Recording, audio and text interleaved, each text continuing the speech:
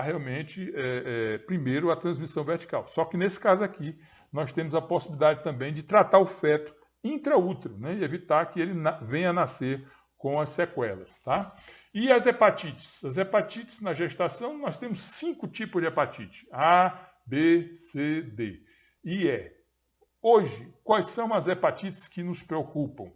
Que inclusive estão no protocolo de abordagem, de monitoramento do pré-natal. Protocolo do ministerial obrigatório para ser realizado durante o pré-natal.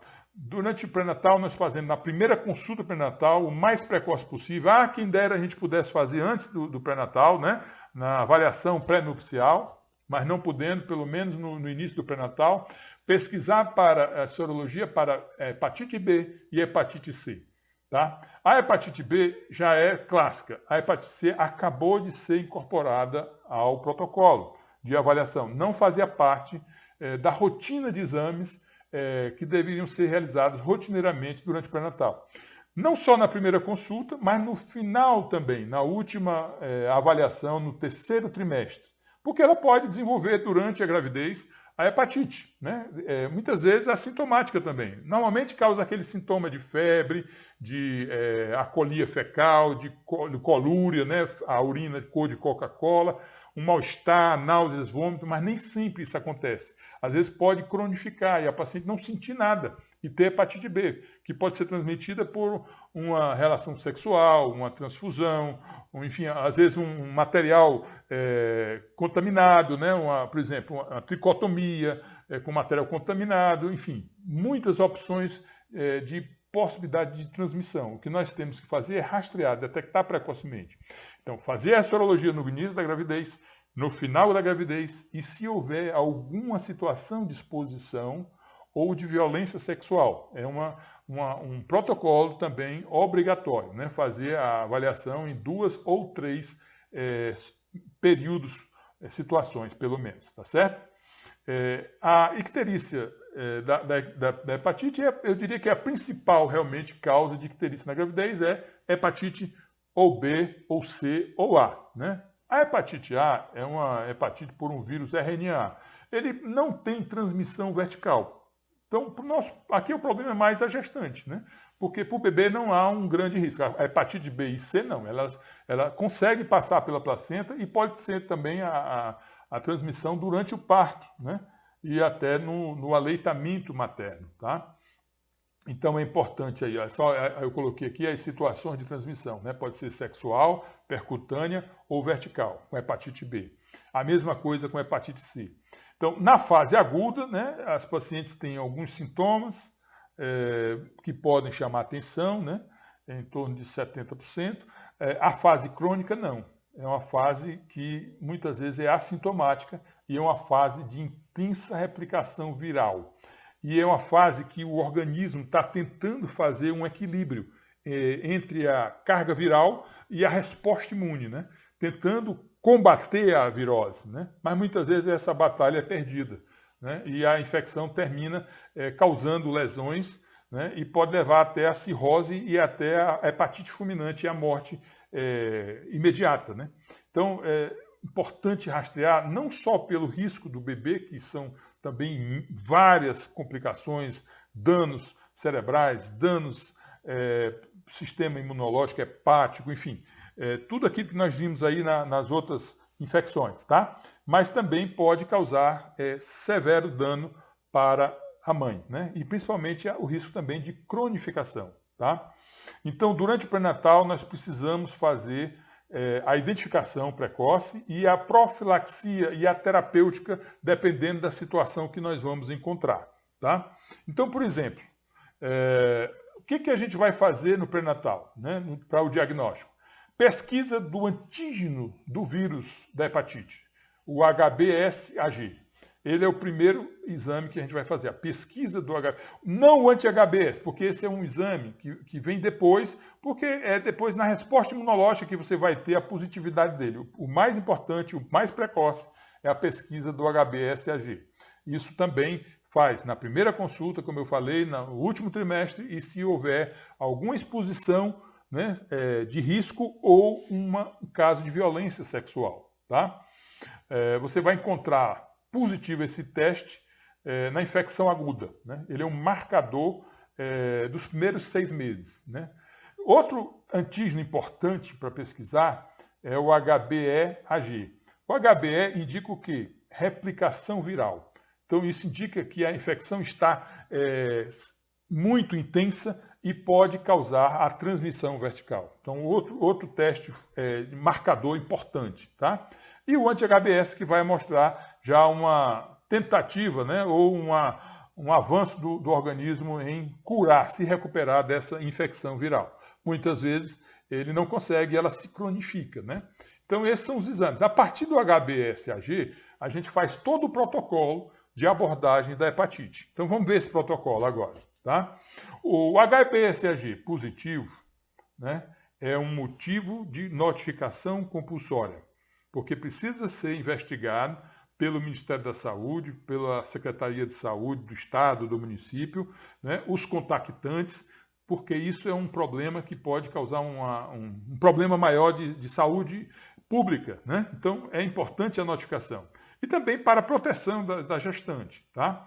E aí você, tendo o HBsAg positivo, já pede logo a carga viral, pede o HBeAg e as transaminases, para avaliar se já houve dano hepático, né? Porque uma coisa é você está com a infecção, com vírus presente na sua circulação. A outra coisa é ter o dano hepático, tá? E se negativo, vai fazer um histórico vacinal, né? Se tomou todas as doses da vacina. Se não tomou as doses da vacina, vai complementar, né, naquele esquema de a primeira dose, 30 dias depois a segunda, né, 6 meses depois a terceira, e aí depois do parto a quarta dose, né? Então esse esquema vacinal ele tem que ser checado já na primeira consulta pré-natal, né, e juntamente com o teste do HBs.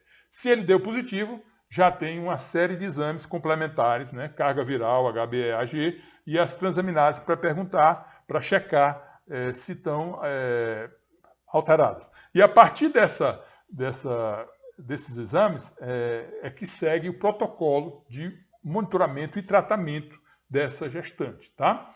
Então vamos dizer que ela tem um HBsAg positivo. Então já fiz a notificação no sistema do Ministério da Saúde, pedi a carga viral, o antígeno e as transaminases. Aí vamos dizer aqui que nós encontramos alguns resultados. Então nós temos 2 opções terapêuticas, de acordo com os resultados dessa avaliação. Se o antígeno HBsAg é positivo, a gente já sabe que ele é positivo, e o HBe também é reagente, né, e a carga viral é acima de 200 mil unidades por ml e tem as transaminases alteradas, nós fazemos o esquema profilático. Se ela tem isso aí, mas tem mais de 30 anos, nós fazemos o esquema terapêutico. E aí existem vários protocolos terapêuticos com o tenofovir, que é a medicação recomendada para ser feita, né, durante a gravidez, exatamente para evitar a transmissão vertical, né, e também baixar a carga viral para evitar a cronicidade ou o agravamento com a hepatite fulminante ou a cirrose, né? Ou câncer hepático também, que pode ser desenvolvido a partir da infecção pelo vírus da hepatite, tá? Bom, então vamos lá. O nosso HBsAg da mãe está positivo, tá? Automaticamente, independente se o feto está ou não está comprometido, certo? Basta ter o antígeno HBs da mãe positivo, já faz uma abordagem para o recém-nascido. Então, assim que ele nasce, nas primeiras 12 horas, a vacina. E também, associado à vacina, a imunoglobulina hiperimune para a hepatite B, né? Na dose de 0,5 ml, também dentro das primeiras 12 horas. Então, se a mãe deu positivo no teste do HBsAg, já faz a vacina e a imunoglobulina nas primeiras 12 horas. E complementa, já que o bebê não tem a vacina, né? Complementa o esquema da vacina com a segunda dose 2 meses depois, a terceira dose 4 meses depois e a quarta dose 6 meses depois. Tá? Em relação à mãe, é também checar, fazer o histórico vacinal e fazer o esquema, né, de vacinação para as 4 doses da mãe também, tá? Lembrando sempre que essa doença pode cronificar, né? Mas muitas vezes, na maioria das vezes, felizmente, ela é benigna e não causa sequelas, tá? Então, o tratamento é muito importante para garantir que não haja transmissão e, se ocorrer, não gerar danos mais graves para o bebê e para a mãe, ok? A rubéola. A rubéola, como eu disse, é uma infecção sem valor, né, desprestigiada, porque ela causa um sarampinho fraco, né? Às vezes um pequeno rache cutâneo, né? Que nem, muitas vezes não tem. Eu mesmo já tive a rubéola, né? Você vai trabalhar, você faz tudo, não impede nada, é um sintoma muito leve, né? Uma febrezinha, né? Muito leve também, muito baixa, né? Você sente um mal-estar às vezes, né? E às vezes nota também gânglios aqui retroauriculares, né? Esses gânglios retroauriculares, essa febrezinha e o rash, né, é muito sugestivo da rubéola. E ela regride espontaneamente, é autolimitada, não tem problema nenhum, né, a não ser que essa rubéola seja adquirida na gravidez. Aí ela passa a barreira transplacentária, né, e vai causar também danos gravíssimos para o recém-nascido. Praticamente os mesmos que nós vimos aqui, né? Lesões oculares, catarata, corioretinite, alterações no sistema nervoso central, no desenvolvimento neuromotor, né? Todos os sintomas, todas as lesões que uma virose que consegue atingir o bebê pode causar, tá? O diagnóstico é clínico, a gente vai ver exatamente aqui uma coincidência, né? Quando aumenta a temperatura é quando você vai observar exatamente o exantema, né?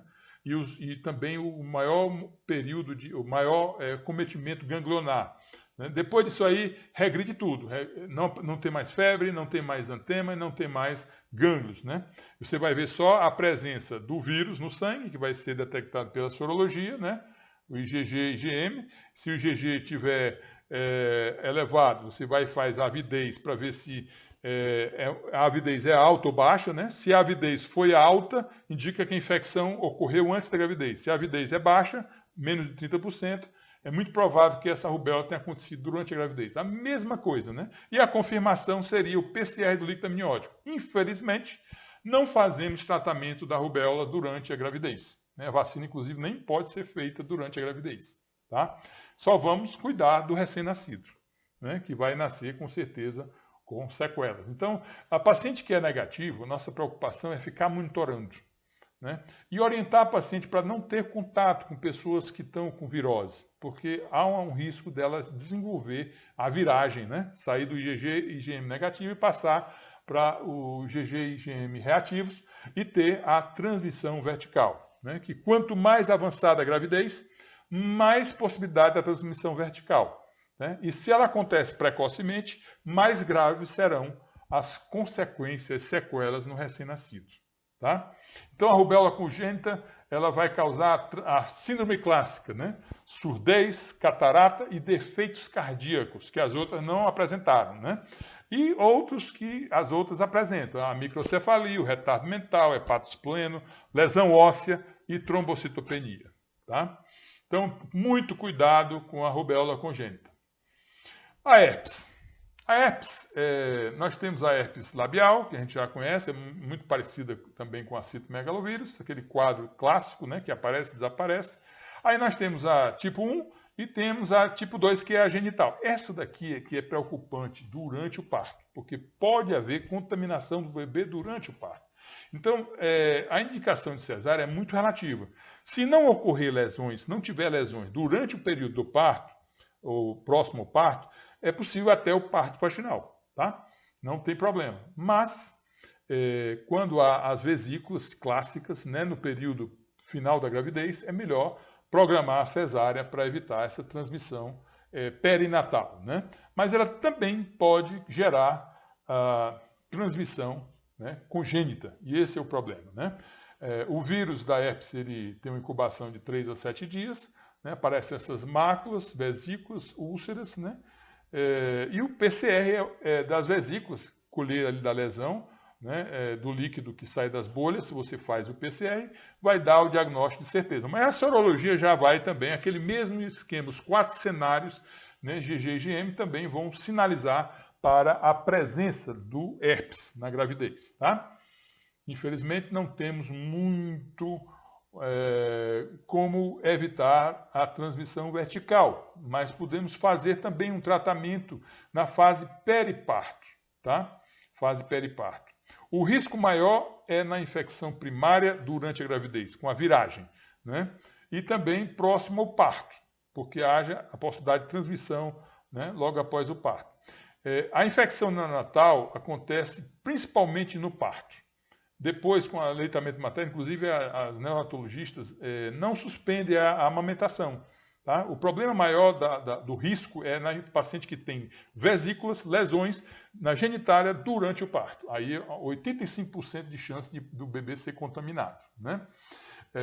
Nós temos a prima infecção e nós temos também, como eu falei, a infecção periparto. Tendo a infecção periparto, o tratamento é com a aciclovir na dose de 400 mg de 8 a 8 horas ou o velaciclovir na dose de 500 mg a cada 12 horas. Tá? Você faz também esse tratamento, né, a partir de 36 semanas até o parto. Tá? Então você pode fazer esse tratamento durante a gestação, mas no final, no último trimestre, nunca fazer esse tratamento antes, porque ele é extremamente citotóxico, vai causar graves lesões, talvez não compense o tratamento precoce. Tá? E a eficácia dele é evitar exatamente a transmissão durante o parto. Tá? Então, a gente recomenda o parto cesariano como medida de prevenção e fazer a administração do aciclovir ou velaciclovir a partir de 36 semanas. O dengue, a zika e a chikungunya. A gente já sabe dos efeitos que eles podem causar. Né? É um vírus também que pode causar corioretinite, microcefalia, né? Tem esse rash, né, que aparece, a artralgia muito severa, né? E o bebê pode também fazer lesões ósseas e articulares muito graves, né, por conta desse vírus. Né? Infelizmente, a gente não tem um tratamento eficaz nem durante a gravidez, nem depois da gravidez para tratar. Nós vamos cuidar mais da sequela dessas lesões causado. Né? Durante um período, nós tivemos muito caso de zika aqui na região Nordeste, né? Tivemos aí mais de 1.500 bebês nasceram com microcefalia, com microcrania, né? E lesões oftálmicas graves, tá? Mas agora diminuiu, né? Nós não tivemos mais zika, né? Então a prevenção mesmo é evitar que o mosquito prolifere, né? São as medidas sanitárias, né, que vão nos diminuir esse risco, né, da zika. Porque quando ela acontece durante a gravidez, é quase inevitável a transmissão congênita e esses severíssimos danos para o bebê. Tá? Aqui só para mostrar um caso da maternidade escola, né? Um caso de um bebê que nasceu aí, visivelmente o perímetro menor do que 30, né, perímetro cefálico, né, se nota de longe que a criança tem um crânio menor, né, porque há uma atrofia cerebral, esse vírus ele destrói o tecido cerebral, ele cria uma hidrocefalia, um aumento das câmaras ventriculares, né, que comprime o cérebro e fica uma fina camada de cérebro. Então vai ter um desenvolvimento motor, intelectual, enfim, muito, muito, muito comprometido. Né? Aqui só para mostrando algumas alterações, esse caso era um bebê que nasceu com 2,8 kg, um baixo peso, né? A termo, um perímetro cefálico 28, né? Pequeno, ápiga de 8,9, nasceu bem, a mãe tinha um racho cutâneo, né, no início da gravidez, quer dizer, um quadro bem característico. Né? Na TC mostrou calcificações parlamentares, você vê as calcificações aqui na região quase frontal, temporal, né? Ventrículos alterados, né? Digenesia do corpo caloso, tálamo, sobreposição de ossos, você vai ver um acavalgamento dos ossos, porque o cérebro não desenvolve, aí o osso vai a cavalga, né? Outra característica que se observa facilmente na tomografia, né? E também essa lesão aqui, né? Que vai causar também dificuldade de debulação, né? A artrogripose, que é uma lesão articular muito grave, que causa essa imagem que vocês estão vendo aí, tá certo? Que são lesões também relacionadas com a zika, né? Também com a chikungunya, né? Também são muito semelhantes. E a gente ainda não tem experiência, o mundo todo não tem experiência, é uma situação nova, né? Nós tínhamos dengue, aparece a zika, a chikungunya, e agora aparecem essas lesões cerebrais no sistema nervoso central e osteomuscular dessas crianças aí. Tá? Então, gente, essas são as infecções genitais que a gente queria conversar hoje. Deixamos aqui de propósito para a próxima aula sífilis e HIV, né? Que nós vamos, uma abordagem também já bastante conhecida, né? Tem algumas novidades aí que a gente vai mostrar para vocês e espero que vocês tenham aproveitado, queiram rever. Lógico que eu não falei tudo, não coloquei aqui todos os protocolos, porque existem muitos protocolos, mas aqui os mais conhecidos, né, a abordagem mais tradicional que nós temos hoje no nosso programa do Ministério da Saúde, que é o que nos orienta para a conduta dessas crianças. Lembrando sempre, não esperar sintomas, certo? Fazer o rastreamento o mais precoce possível e trabalhar junto com a equipe multidisciplinar, junto com o pediatra, com o neonatologista, com especialistas, para poder minimizar, né, a possibilidade de transmissão vertical e, se acontecer, minimizar os danos para o bebê, para a sua vida, daí por diante. Esse é o nosso compromisso, né? Nós não vamos curar, mas nós vamos evitar, controlar a doença para que ela não cause danos graves e que comprometa a qualidade de vida ou a sobrevida dessas crianças. Ok?